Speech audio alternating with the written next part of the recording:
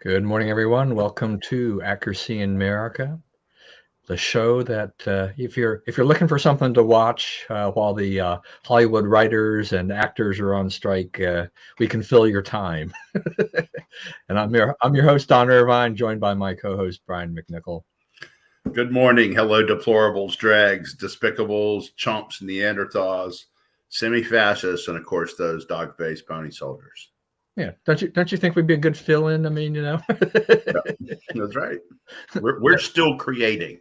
that's right. We're still creative. We're not going on strike, and we actually We've don't have worked. a written script per se. So, right? I mean, Yeah, we've this worked out our labor deal. yeah, this is a low budget production. We don't have all those issues we that could cut your pay, but I think you guys know what that means. all right. Well, good things are going well. I mean, we're still talking about the heat, and Hillary is talking about the heat and saying you can thank the MAGA Republican for your heat here, your climate change. Is this ever going to end with these people? No, no. And the thing about it is, you know what? I've been having fun on Twitter. So what I go on and put, and this is true, that China, Russia, and the mainland U.S. have all had their coldest uh, ever recorded temperatures last winter. So if getting hot in the summer means there is global warming, then it getting cold in the winter must mean there's not, right?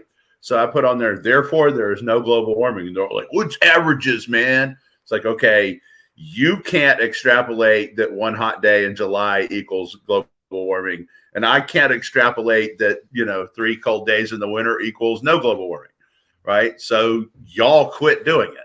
And, you get various cussed out in various languages and whatnot, but that's all right. Can you go and use Google Translate to see exactly what they're saying? That's right. Yeah, Ooh, that's I a mean, good one. you know, I mean the other thing about this too is just that as you talk about, when we get these extreme cold spells, it's like ice age. You remember, you go back to our youth days of our youth almost, when they were talking about the coming ice age. But that's not the popular thing. I mean, the cold weather, they really don't want to talk about it if they can help it, because it kind of screws up their narrative. They do Yeah, want to talk about hot weather. I mean, and look, not, we're not denying it's been pretty hot. I mean, Spencer is out there in Phoenix, and it's been doggone hot. I didn't actually, I was listening to or reading something about, the pavement. And I've always known, I think, it seems to be common sense, is that the pavement will get really, really hot when it's 110 degrees. It's not mm-hmm. 110 degrees on the pavement. It's considerably higher.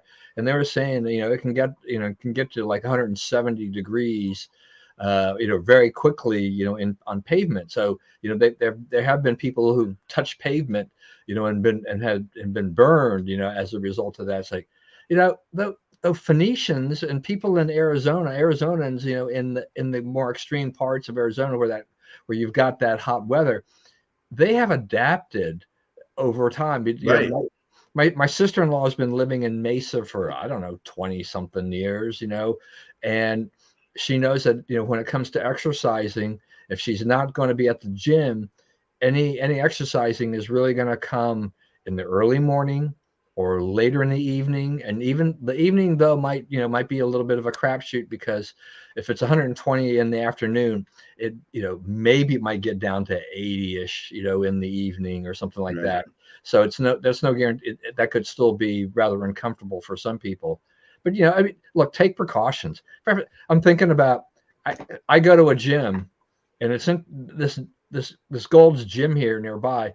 They've had this one long-term problem lately, which is that the air conditioning is not working properly. Okay, so at 4:30 in the morning, when the temperature outside is between 60 and 70, and they're running the AC, it's still okay. Now, if I go back, here in an hour or so after the show is over, and I go back, it is stifling in that Yeah. gym. And if you go upstairs, they have one like the studio, which they do all the aerobics or whatever. That one the AC is running fine. They also have a smaller room, which is really for the personal trainers and things like that. They've got a bunch of equipment. They've got these 2 huge ceiling fans, but that place is boiling. I mean, even at even at 6 o'clock in the morning, it is hot. You don't want to even be in there. I mean, and I think you have to look at your age, your fitness, and also say, I am only going to do a certain amount of exercise or a certain amount of activity. Right. I don't want to overheat, all these other things that could cause stress on your body. There's a lot of common sense to me that goes on with all this that people don't practice, but all these dire warning, from the left, we're this planet is going to be extinct in essence. It's not going to be livable because it's going to get too hot. Yeah, that's and then I saw this the other day, and somebody was writing about that, and they were like, well, it's 90 degrees, it's very dangerous, and it's 95, humans cannot function outside. I'm like, well, everyone in Louisiana and Texas begs to differ because they function for months out of the year at 95, right? 3-4 months a year, so people are used to it. It's not extreme. This is not one of the hottest years on record. It's hot in some places, it's cooler than normal in other. You are getting some wacky weather because, for one thing, we haven't had any solar activity in like 8 or 9 years. And the last few weeks, there's been a lot. There's been a ton. So, things are happening with the sun. The El Nino and La Nina are flipping. So, your water, ocean water is circulating through the world at a faster rate than it usually does. So, yeah, you're going to get some wacky weather for a little while. But, the idea that we've added carbon, therefore we're trapped in this heat vessel is, ridiculous. Yeah, I mean, and I know, I mean, I'm sure that if I went back, and took the time to look back at stories that are appearing today about, these, how certain crops, they're decimated because of the weather. I have a feeling that, if you look back, through history, it's like everything else. There are these cycles, right? I mean, there are times when, the corn gets stunted, and there are times when the corn is bountiful, and Right. it goes that way with a lot of these things that we grow. Weather is changeable, and it can go from one extreme to another. And as a result of that, sometimes you have a bounteous harvest in certain things, and sometimes you don't. And Right. and we're used to that. I mean, I mean, seriously, I mean, how many people, on a daily basis are thinking about the price of oranges or corn, and then try to come and say, but it was so much cheaper last year or 2 years ago or whatever. I mean, I can't I don't know. I mean, it's not Yeah. important enough for me to focus on. I don't know. Right. I got you. So I was like, yeah, other than that too is, the world's greener. One of the things that's happened is there's more plant life, a lot more plant life than there was 100 years ago. So part of that is how we manage things. And part of it is the world has grown much more prosperous in that time. There's many, we've taken millions and millions of people off the hunger and poverty, out of deep poverty, out of hunger. And so there's a lot more plants growing in the world, all over the world, like, 30% more. So, that has some effect on it too. And we haven't even taken stock of that really. Right. I mean, there's always there's kind of a balance that's go on there, but some of this, the way the patterns have changed and things like this, we wind up with more arable land in some places now where we can grow more things, and then it just depends. I mean, it's just, I can't, it almost just seems like, these the leftists are thinking that we're going to go back to the Great Dust Bowl, or we're going to have this big famine or something or other. They just keep throwing stuff at us to kind of have us cower in fear that the world is going to end almost. Yeah, fear mongering is what they do. They get you afraid of things. The fear of the other.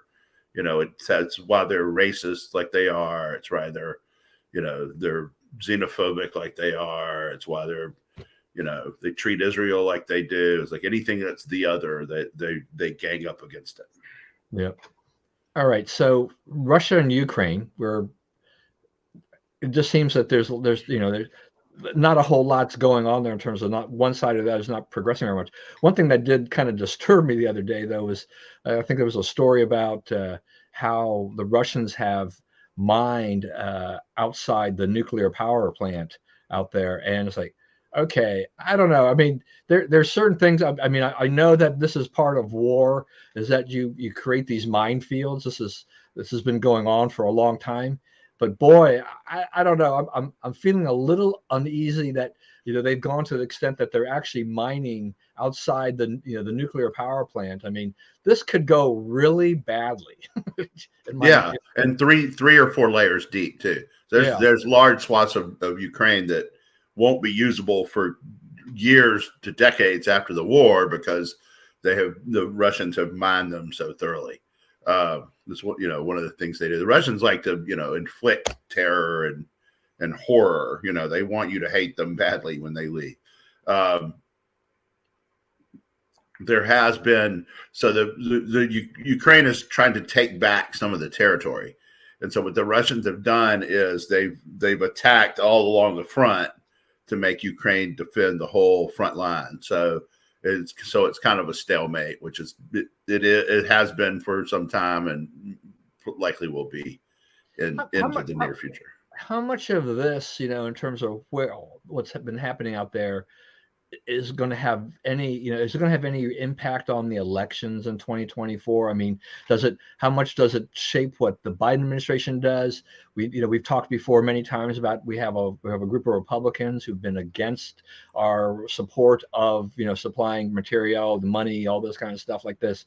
I mean, what do you have? Do you have a crystal ball, or do you have anything out there? Just your feeling about how this plays out politically? Well, I think the criticism that the Republicans need to make is it's not how was the war handled, because once it started, it's been handled pretty much by the handbook that American presidents use in these things. You're trying to get the right mix of weapons that will help our ally, but won't trigger a wider conflict or nuclear response or whatever. And, you're trying to be effective, but at the margins, and you're trying to get other countries to be involved. So it's not just us v. Russia or whatever. So, which, he's kind of done all that pro forma. The thing to hit on is we wouldn't have been in this conflict at all if Trump had been reelected, because, Putin was afraid of Trump.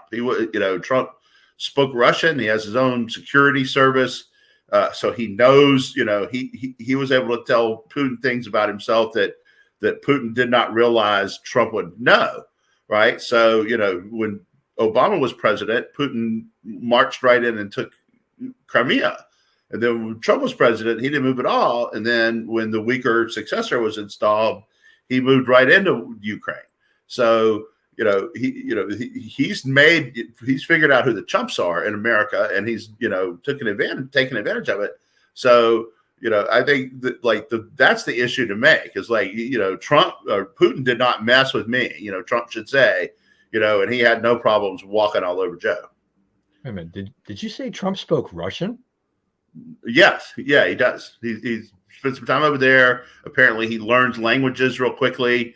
And that is the reason the interpreters all freaked out, is because most of the conversation took place in Russian, and she didn't realize that Trump would be ready for that. Okay. I definitely have not been paying close enough attention to Trump's linguistic skills.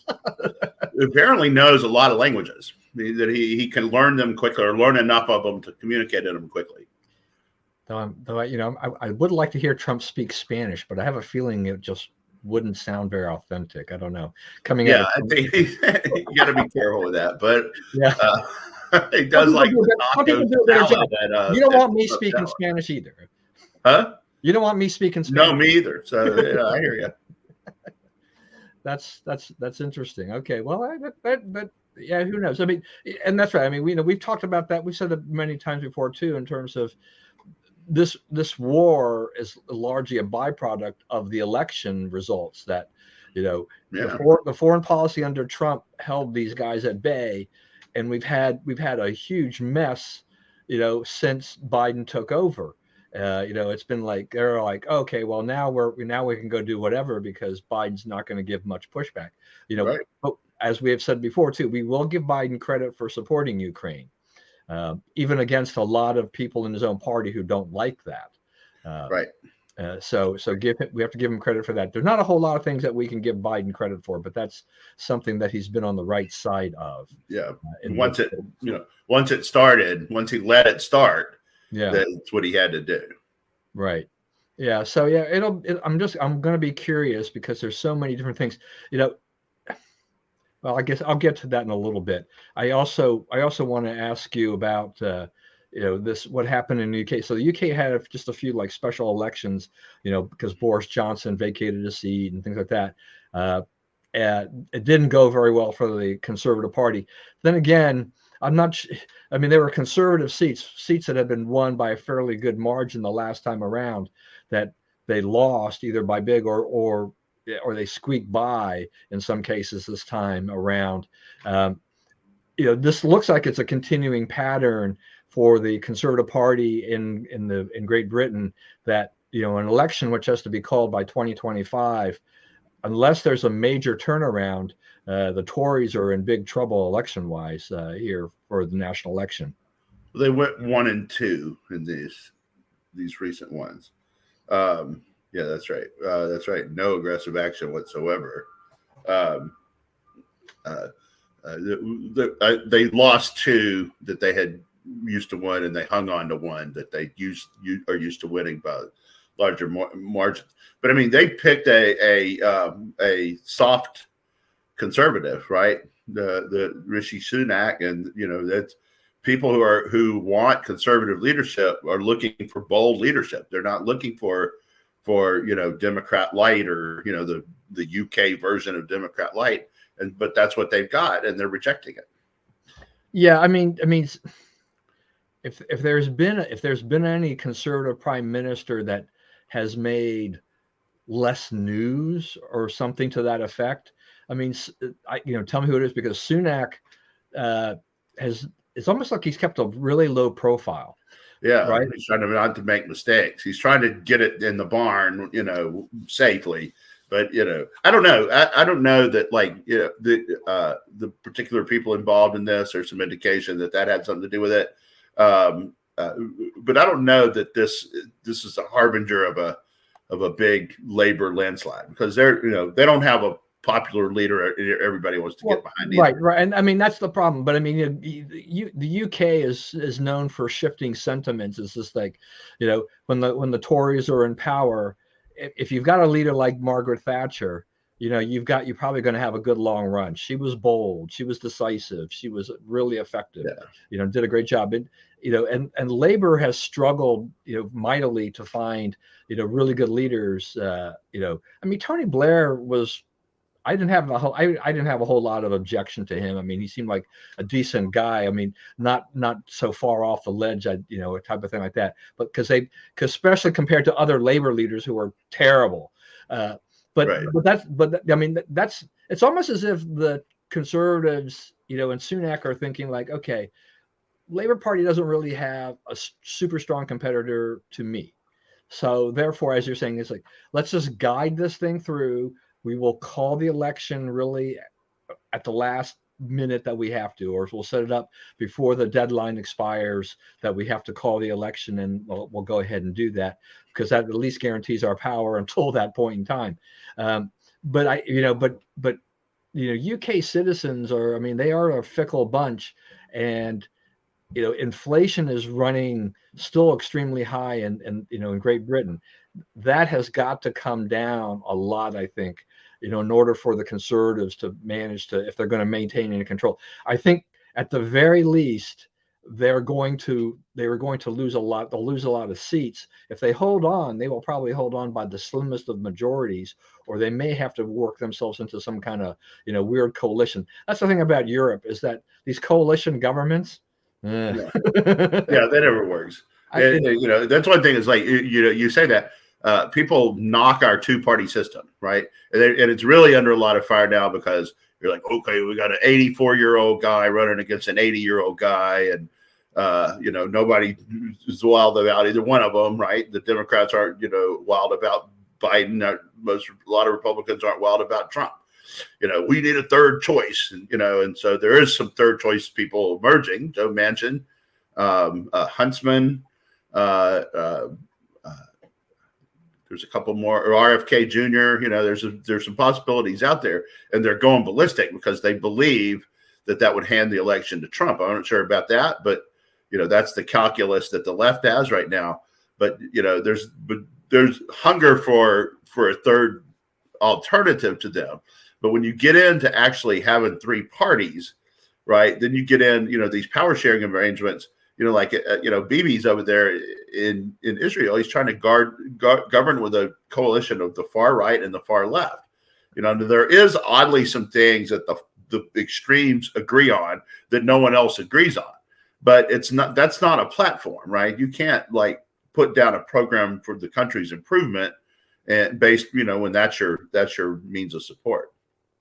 Well, I mean, it was, Great Britain, I think one of the last power sharing type of things like that. I mean, you had a conservative prime minister, and I guess you had a deputy prime minister or whatever was the labor leader, and things like that. And then, and I think that was Clegg who was at that time or something. And it was, it's untenable. They agree in principle to work together so they can actually form a government, because that you need to have say we've got the majority. This group here and this group here is now the majority of the total seats in the parliament, and therefore we're going to govern.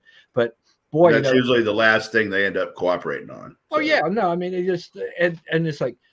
Do you really expect them to hold firm for any real length of time, in terms of keeping that coalition together and keeping it stable?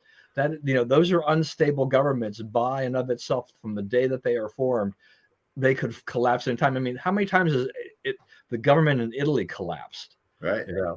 Although she's doing a pretty good job. She's doing fine now, but I mean, getting some high marks. And all these other things. I mean, it just makes your head spin. And look what's happening in Spain. I mean, the conservatives thought they were going to win pretty much outright, and I haven't seen the last results, but a couple of days ago, I guess they were going to win. They were winning more seats than they had before, but maybe not enough to control the government unless they get into a coalition or something like that. Right. I mean. But it looks like the conservative would wind up being the prime minister and force the lefty out. But it did that. Those results did not go as they had quite hoped. They had thought they were going to, I think, take, really gain full control. So that government's going to be a little iffy, it looks like. But this seems to be the way of the world in Europe. Right. That's right. So they're what I think what they fear is the Franco and the Hitler and the de Gaulle, one person ruling it. So just, we love our system, and then the Europeans and other countries seem to love their system. But, is there any hope for that the Europeans or anybody else would ever change to a different system that would actually, not create so much chaos for them in a lot of these cases? Well, I mean, Brexit was a pretty big step. So could it happen? Yeah, it could happen. If that could happen, it could happen. But, there's too much incentives to keep doing what you're doing. Well, you've got all these people with jobs, right? It's like, yeah. if you actually made it an efficient government, it would mean fewer jobs, right? Right. And that's what at the end of the, it's like you get into the school debate, right? And so at the end of the day, they treat schools as a jobs program. They don't think about it as the mission is to educate the kids. Well, yeah, I mean that's how many, we've. For most of my life, at least my adult life, I mean, there's, Republicans have talked about trying to, make government more efficient, and Reagan, I think he truly had a desire to cut the size of the federal government, get rid of some of these departments and streamline. And I think Clinton did too. Yeah. I think Clinton, there were forces working against him, but, he came in saying the era of big government's over. He had that commission for reducing government and reducing, waste and so forth in government. So I think he gave it a little more than lip service. Yeah, and now here we are, 40 plus years past Reagan, and the government is bigger than ever. Right, and nobody cares. Nobody cares. It's like they know. I mean, it's really that's one of the sort of the good things about the debt ceiling debate we had a few months ago is that it did evince some concern about the debt and endless trillion and a half, $2 trillion spending bills. Right? Congress finally said, okay, there is a limit to what we think we should do here, and that limit had not been expressed for a long time. Basically, when Trump was president, he farmed it out to Steve Mnuchin, who made the deal with Pelosi because he couldn't stand to talk to her. So, kind of whatever Steve Mnuchin and Pelosi came up with, the administration went along with. They didn't have any more shutdowns. They only had one shutdown on Trump. It was over a wall funding, over $3 billion. Right? That's a rounding error. That's what the whole thing was, over $3 billion. Yeah, look, I think every time I get into these discussions about big government and things like this, I will go back to my father, who worked for the federal government in the Federal Reserve and retired in 1977. And in the early 70s, he was saying the Fed was too big. That was in the 70s. Yeah. He was complaining when the Federal Reserve, when he first started working for them, they had a building on Constitution Avenue. And it was one of the, and if you go down there, all that area down there is these great old classic government buildings, with the marble halls, and they're kind of neat. I mean, they're huge. I mean, they were built in a different era for a different way of work. So they're terribly inefficient as a workspace in today's world. So, but in the early 70s, the Fed decided, well, they were adding more economists and more blah, blah, blah, blah. And they built like a 12 or 13 story building right behind it, which took them a few years to build. And my father was just incredulous because it's just like, why? It's like, why? Right. You guys of all people, don't be adding staff. Yeah, no, I mean, and we see what happens as a result of all of this. And, there is, you're not going to have a lot of government workers that are saying government's too big because they're always worried about maybe it's their job that's going there. And the politicians, they all know that, cutting government, it sounds good and it gets some people excited, but for those that they employ and all that stuff, they're like, don't cut my job. Right. But here's where this leads. Okay. So one of the things that the MRC has dug out recently is there's something called the Targeted Violence and Terrorism Prevention Program, TVTP. It's located within the Department of Homeland Security. It was started in the Obama administration as a response to 9/11. To if there are groups bubbling up below the surface and we can identify them early and get inside of them and stop them, that's a good idea, right? So by the time Trump became president, he didn't really care about it, and they had marked it for elimination. When Biden promised on the campaign trail that he would eliminate it, but when he got to be president and named Mayorkas to head the DHS, Mayorkas came to him with an idea, and he said, "Let's use this thing to give grants to people to basically harass conservatives." I don't know if you heard about this. So one of the groups they gave it to was something called Project Ohio, which was run out of the University of Dayton. And these guys, so they had this like the food pyramid, you eat this, then this and this, work your way up, right? So this was a pyramid of conservative radicalization.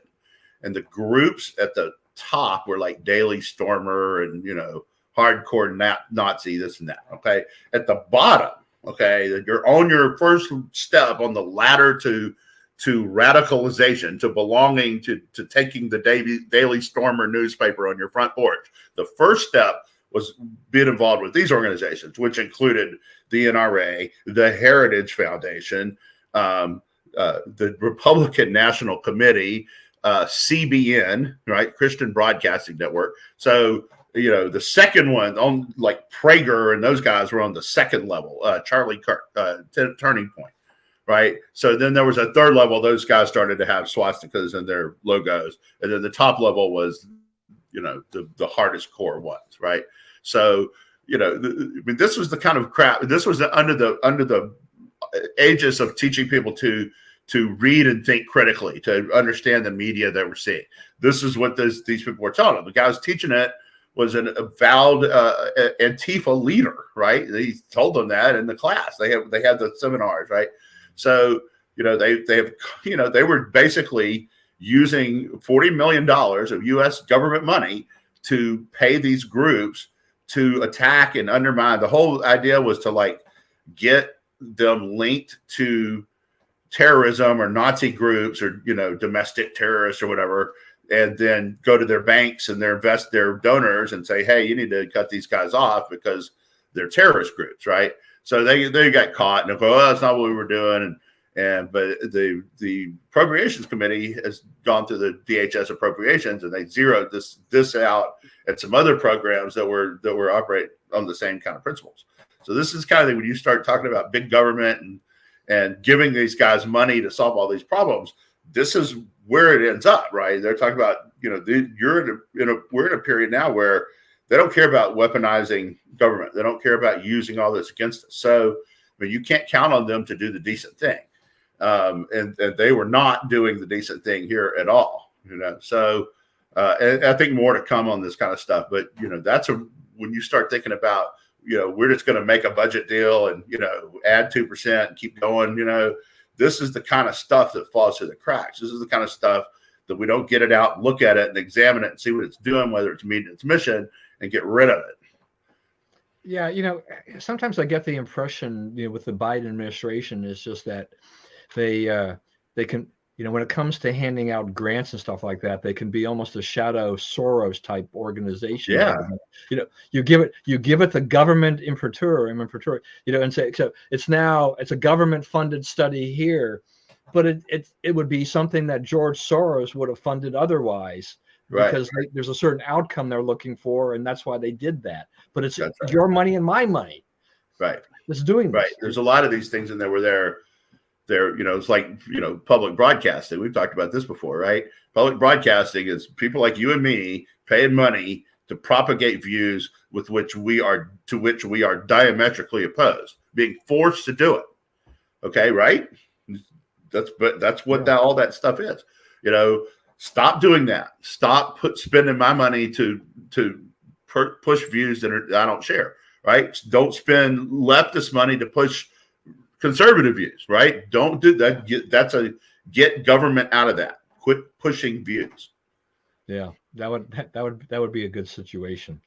All right, let's move on to Hunter Biden, because he's supposed today. I think they said he's supposed to plead guilty to what the media is reporting as his minor tax crimes, and this whole plea deal that was announced a month ago or more than that, or whatever.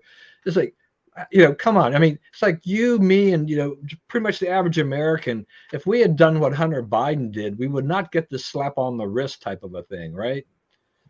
Well, okay. So it depends on how you ask that question. So by the time they had reduced the penalty to what it was, and he did to lessen his exposure, he borrowed a bunch of money and sold these paintings, which is another thing that's kind of come back to bite him behind. Right, because it turns out that donors, trying to curry favor with the administration, were the buyers of the paintings, right? And one of them has been, rewarded with a cushy appointment that she was after, and so forth. So, but he used that to pay down what he owed. Right? He didn't pay it all off, but he paid off a lot of it. Made some big payments in it. And if you make payments to the IRS, no matter how far behind you are, how much you owe, they go easy on you. If people who are trying to pay, they back off and let you pay, even if it takes a long time. So, he was charged with 2. There's 7, so they knocked out 5 and they've knocked down the penalty of the 2. Okay. So now if you say, the penalty for the 2 is roughly in line with most people get for that. Yeah, it is roughly in line because you've knocked out 5. Right. So, the other thing is they take a charge that he lied on a gun form by saying he was not on drugs when he was on drugs, but that they will have pretrial diversion and he won't take his felony on that. There's some question about whether the judge will accept this plea. There's some questions about whether they will go for this. So, this is a hearing today. I don't think he gets to finish today. So it'll be interesting to see what happens. So are the Republicans who are complaining about this deal, are they right though, in terms of to say that, it's a sweetheart deal, So, but what the Democrats will say is, okay, well, anyone with those, 2 tax charges that are the what he's actually been charged with, yeah, that's about what they would get. Yeah, it is about what they would get. But they would have been, average person wouldn't have been just charged with those 2 things. They'd have been charged with much more. But, he's got it down to 2 because he's the president's son. He's this president's son. Yeah, I mean, yeah, as you pointed out, I mean, the thing is that there are more tax charges. They take 2 of the lesser charges in essence, so that it looks like he's just an average person, and they can just slap him on the wrist for that. But the average person wouldn't generally get all these charges reduced like this. Right. Right. And, why was he not? One of the questions I believe the judges want to know is, why was he not charged with foreign agent, not registering as a foreign agent? Because he obviously was acting as one. He can't claim he won. Otherwise, what was it Burisma giving you $83,000 a year for? Either you were a representative or they were just giving you $83,000 a year, right? There's no good answer to that for him. So there's also in the last week, it has been revealed, and we've talked about this before. Joe Biden got up that day in Ukraine, told that story about when he was in Ukraine, and he said, we told the guys, that you're not getting your $1 billion unless you fire this guy. I'm leaving in 6 hours. And what do you know? They fired the guy. Well, they didn't fire the guy. Joe's story on that has always been they fired him because he was not prosecuting. So now what they have is evidence that it was, as which we've always suspected, is that it's exactly the opposite. They fired him because he was prosecuting. And not only because he was prosecuting, but because he was prosecuting, he was investigating Burisma and the involvement of the Bidens with Burisma. So he was after Joe. Joe got him canned, and then Joe is caught on tape bragging about, yeah, I said, we will withhold U.S. foreign aid to Ukraine until you fire the guy who's investigating me. Right? That's a pretty clear line of action there. That's that's a pretty easy criminal act for Americans to follow. Okay, so the assumption is, if you wait, you get all the evidence piled up, and this guy, you're going to have a guy testify. The last date I heard was next Monday, named Devin Archer, who's his former business partner, who was in the middle of all this, who's going to testify that Joe was in the middle of all these deals, and his name was being used to get money from these people and to promise outcomes that, Joe could deliver because of his position with the government as the vice president. And, he has the receipts. It's going to be hard to deny. So right now, the Speaker of the House is talking about a timeline of a impeachment probe beginning in September, and some kind of conclusion by the end of that month or October over whether to impeach Biden. But if after this testimony, I wouldn't be surprised if the clock moved up some, because it's pretty darn compelling and it can't really be rebutted or explained away. Because you can't say this guy's getting anything for it, because he's going to go to jail, for his involvement in these acts. So he's just saying, here's what my co-conspirators did. Now, so that happens, and here's the part people need to understand: when Trump was impeached twice, most people, even Democrats, understood those to be political impeachments. He didn't.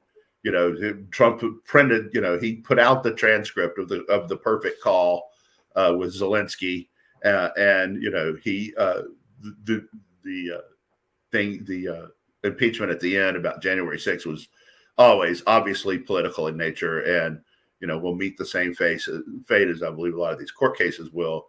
They're trying to prove Trump knew he had lost and did all this anyway. They're never going to be able to prove that, because Trump to this day does not think he lost. So you will have Biden in a lot of trouble Trump getting indictments that are viewed immediately as politically motivated to get off the Biden trouble, and a very different look to the political landscape in about 2 weeks. So it'll be interesting what they do, see what they do. My guess is they will impeach him, and they may impeach some other people too. There's talk of impeaching Mayorkas, and I think that's the farthest along, and the Attorney General Garland and some others. So they're headed for some hard times, and they may beat all this stuff, but they're going to spend the whole next 2 years fighting it, which that's what they reap. So that's what they should sow. Yeah, I just want the Republicans to make sure that they tread carefully with anything regarding impeachment, that you need to have the solid, irrefutable evidence for everything that you're going to do forward here. You do not want to go down the political path that the Democrats did. That's just not a winning strategy for them at all. I think McCarthy is probably, at least he's listening to the conservatives that have hounded him about at least looking into this. So he's giving them that. We'll see where this all goes in the end. But overall, whether or not it's an impeachment inquiry, whether or not it's an impeachment, it's Hunter's issues from the art sale, which was pretty sketchy with the people who bought the art, to his tax troubles and all this kind of stuff. I mean, how much of this, hurts Biden on his reelection? I mean, are voters going to take that into account, or are the Democrats and the media going to be able to convince their support, their base, that like, this is nothing, Biden's the guy and this is nothing? Yeah, that's their current strategies. They don't have any evidence. They have a mountain of evidence. Okay, it hasn't come out yet. You may not know it. The committee has it. You look on their website; it's already there. But there's a mountain of evidence.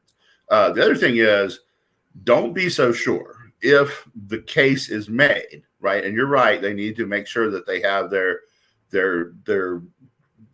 I's dotted and their T's crossed pretty carefully on this. But if they do, don't be surprised if the Democrats abandon Biden, right? Because let's think about it. There's probably about 8 or 9 people in the Senate who see themselves as little presidents, right? The president inside me that no one has seen yet. Okay, if you knock out Biden, then it's a free for all on that side, right? There's no dominant candidate. Kamala, I guess, would serve out his term, but she wouldn't have the power to do anything. She'd be constrained by people on both sides of the aisle from doing too much. She would be a caretaker, and we would get to 2024. And if she ran, she probably would not. That would be a pretty easy win for Trump, I think. And then all these other guys are going to get in. Gavin Newsom, other Republican governors. Cuomo may try it. He's not that disgraced anymore, I guess. The guy in Illinois, Pritzker, was talking about it. There could be a lot of people come out of the woodwork then. Okay, but all of them are on the sidelines unless something bad happens to Joe. And here would be something that you can say, hey, you look at the facts. This one's hard to argue, right? This is a fairly straightforward. We've got phone calls and texts of him being used to get this money. Here's bank receipts of the money being received and distributed. Here's tax forms that don't include the money, right? So he has this is fairly straightforward, fairly easy for Americans to understand.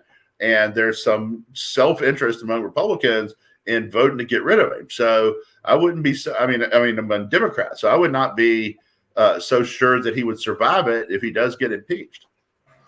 Yeah, I want Kamala to stay around as long as possible, at least, because that's good for the Republicans, because she's bad for the Democrats. She cannot be out there on the campaign trail and be effective either. These two, this pair is like the worst pair you could find for the Democrats at this point in time. I was like, you two are actually, this is really running for the presidency this time, as opposed to last time when you could be in the garage and we had the pandemic that gave you cover and the media gave you cover. You've got to be out there, and Kamala opens her mouth it's just, Democrats are like, how did we how do we let this happen? Joe, he never knows which direction he's supposed to go getting off a stage and all these other things. And it's just, it's a very sad reflection on the state of America right now when with the way with who we've got in there as a president. I mean, I'm not going to play politics on the president in terms of, I want a president who represents America and does a good job for America right now. And he's an embarrassment and she's an embarrassment. Yeah, that's absolutely. And I read this morning, maybe the most drubbed comment I've ever seen on Twitter, which I guess is now X. Heather Cox Richardson, is a leftist journalist. Because I've been reading speeches lately and Kamala's are really good. For what? I mean, she seemingly doesn't have anything to say. She won't study, and she has made some efforts. I think someone got to her about how bad she was, and she's tried to get a little better. But I mean, she still doesn't have anything to say. It's still just all gibberish. Yeah, I think the whole thing with Kamala has probably perplexed a lot of Democrats. Is like, we thought we had a solid potential replacement for Biden after he served 2 terms, and she has failed at every turn.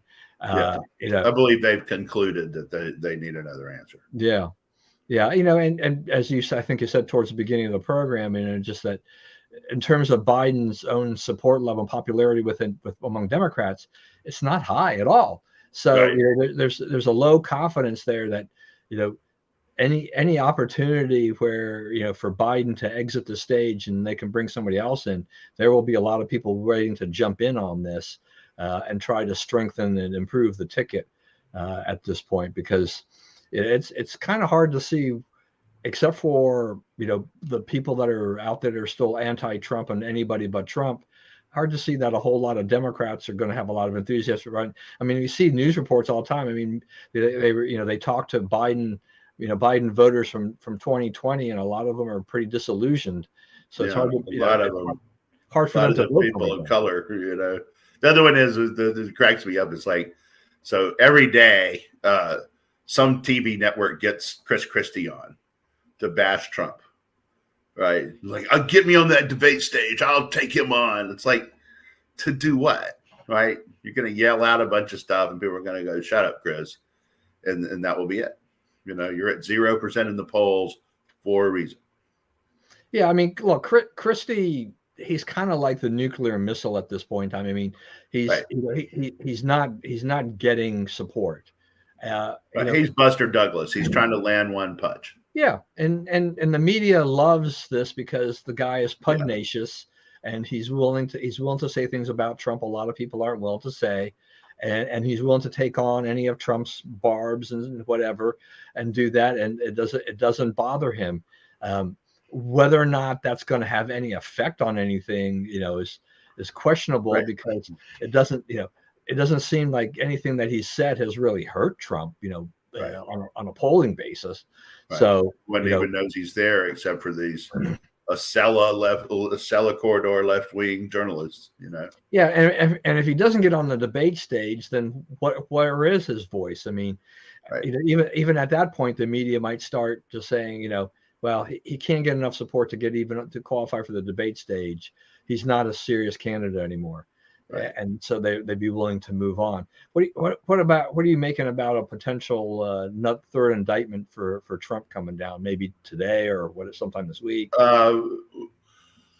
Okay, I think that we're getting into the thing where he's getting indicted for stuff. I think that, the original one about the classified documents, there's not a criminal law, so there's no if you do this wrong, you'll go to jail, right? So they kind of had to change what they charged him with and sort of make some new laws to have something criminal to charge him with, right?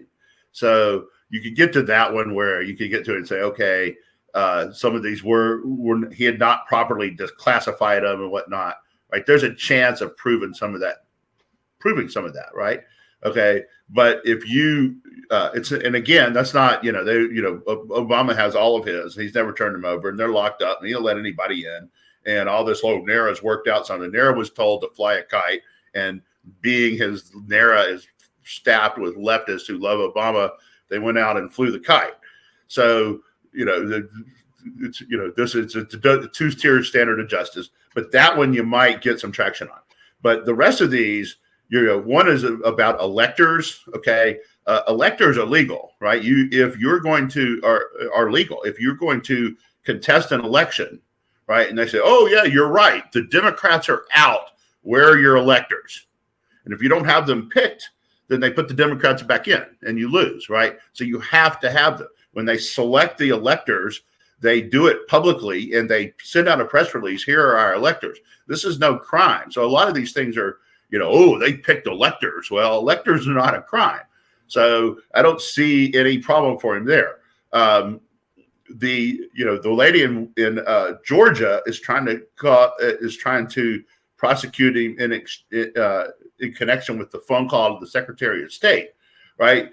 How did we find out what was in that phone call? Trump released the transcript, right? As soon as people raised questions about it, Trump's like, well, put this out because I didn't do anything wrong. So, they have this thing and say, fine, you just find 11,000 votes. Oh, look at that crooked stuff he did. Okay. But that's like, there's a place in the Bible where it says there is no God, right? Right before it says the fool says there, so the Bible is not saying there is no God. He is not saying do anything illegal. He's saying there are many avenues that you could potentially find corruption here, which he had detailed in the call, and go get one of those and go stop this corruption and find my 11,000 votes, right? That is a perfectly normal phone call for a guy to make. You're not going to send him to jail behind that call. Now the one that people are thinking that Jack Smith is going to bring in Washington has to do, the whole thing turns on proving that Trump knew he had lost and was doing all this stuff anyway. And they will never, ever, ever, ever prove that because Trump to this day does not think he lost, right? His honest, people told him that. Other people told him he won, right? And he believes he won. And at least half the people in the country agree with him. So you're not going to convict him of having believed that he lost when you have no proof that he believed he lost. So the rest of the stuff falls apart, and all the text with Mark Meadows and all that is hoogly googly.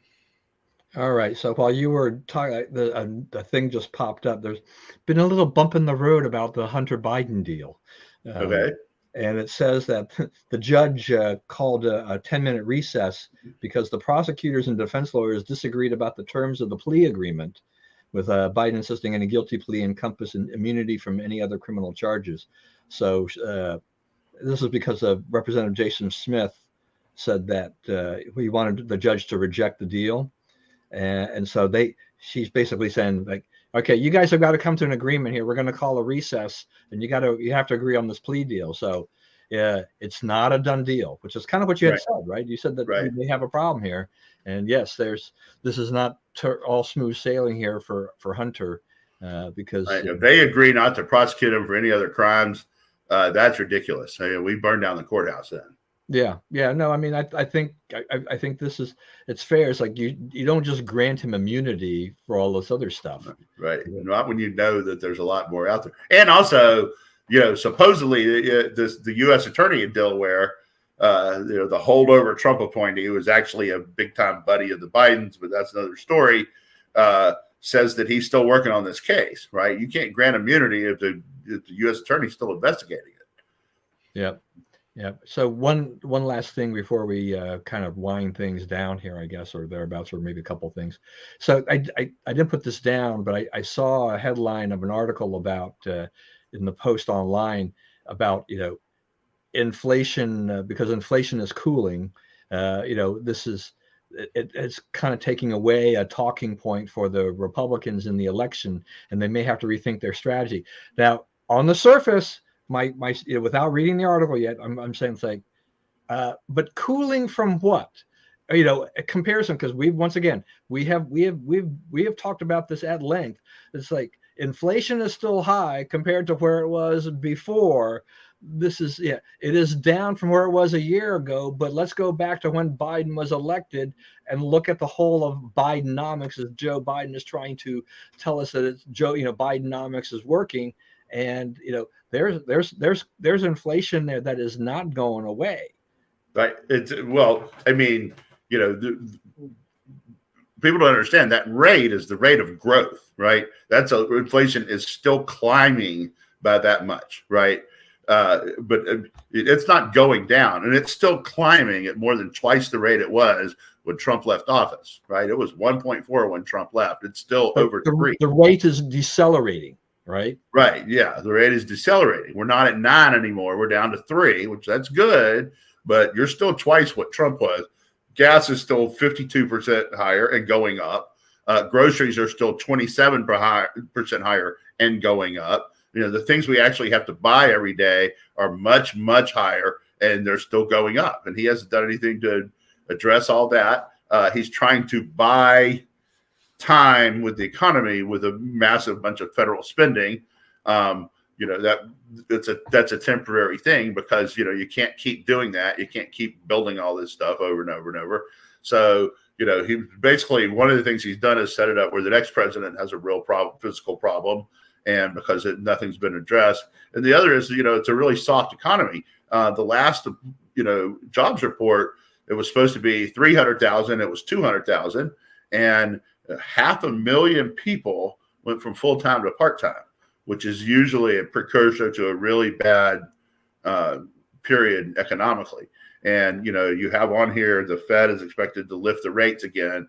And that's why they're lifting the rates, because they see this softness in the economy, and they see that, the job numbers are not, the Biden people talk about are not real.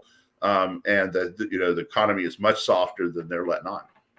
Yeah, my last thing before we wrap this up here, so it's just so on CNN this morning, I'm at the gym and I'm watching and talking about how gas prices dropped a nickel overnight, which was a big increase. And says, but they couched it in terms of but it's still better than the $5 a gallon we were paying last year. It's let's come on. But yeah. But I mean, you caused that too, Oh man, I don't know. People wake up. All right, Brian, wrap it up. I'm trying to get my list to come back. Give me just a sec here. What else we not covered? We did a pretty good job of getting to the list today. As prices, Bronny James. So there was an interesting thing. The son of LeBron James had a cardiac event in basketball practice yesterday. Was taken to the hospital. Looks like he's going to be fine. Big debate followed over, myocarditis and the vaccines. Was are you more vulnerable if you took the vaccines? Good for him that he's going to be okay. But I think we're going to see as this vaccinated group of people works its way through, you're going to see heightened incidents of this kind of stuff. And I hope that one of the things I saw this morning was don't be in the gym alone, right? If you're in there working, have somebody with you, which a lot of that's a big, hard thing for basketball players because a lot of them go by themselves and go spend some time in the gym. And so to tell them that they need to have somebody with them will be a big change for someone. Yes. Recover well, be well, Bronny. We our thoughts and prayers for the James family. All right, everyone. Thank you for joining us again today. As always, stay safe, stay well. Remember, we live in the greatest country in the world. Do not let anyone tell you otherwise. And God bless America. And we will see you again next week.